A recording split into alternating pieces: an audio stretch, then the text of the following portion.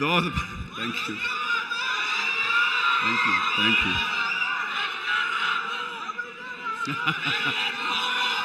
Yes, ఇందాక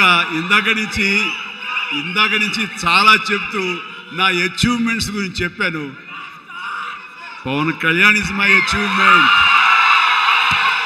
Ram Charan is my achievement, నా ఫ్యామిలీలో ఉన్న అందరు బిడ్డలు అందరూ కూడా నా అచీవ్మెంట్.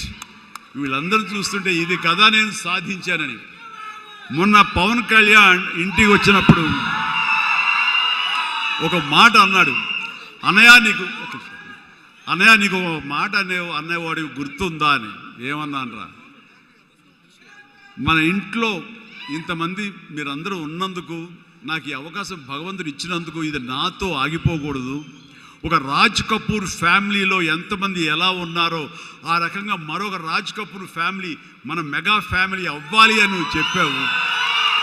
ఈ రోజున చూస్తుంటే తలుచుకుంటే నీ మాట ప్రభావం, నీ మాట మంత్రంగా ఈరోజు పనిచేసి మన ఫ్యామిలీలో ఇంతమంది 90 ఉన్నావు, 10 మంది దాకా ఉన్నావు అంటే కనుక నీ మాట పవర్. ఎందుకంటే నువ్వు చాలా నిష్కల్మషంగా అంటావు, అనేదో కన్విక్షన్తో అంటావు, అందులో ఎలాంటి పొల్యూషన్ ఉండదు కాబట్టి దానికి బలం ఎక్కువ అన్నయ్య. మంచి మనసుతో అంటావు, పాజిటివ్తో అంటావు అని కళ్యాణ్ బాబు అంటే అవును కదా అనుకున్నాను.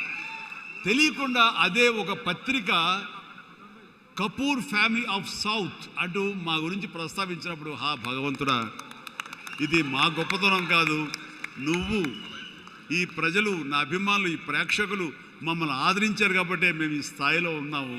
అనుకున్నది ఆ రకంగా సాధించగలిగాము అనిపిస్తుంది. అండ్ గతంలో ఎప్పుడు నేను ఏ సభలోనూ ఇంత మనసిప్పి మాట్లాడుకోలేదు. అది మీతోటి నేను మనసిప్పి మాట్లాడుకునేంత ఆప్తుల మధ్య ఈ ఆప్తా సంస్థ సంబంధించి నా గుండెని టచ్ చేశారు.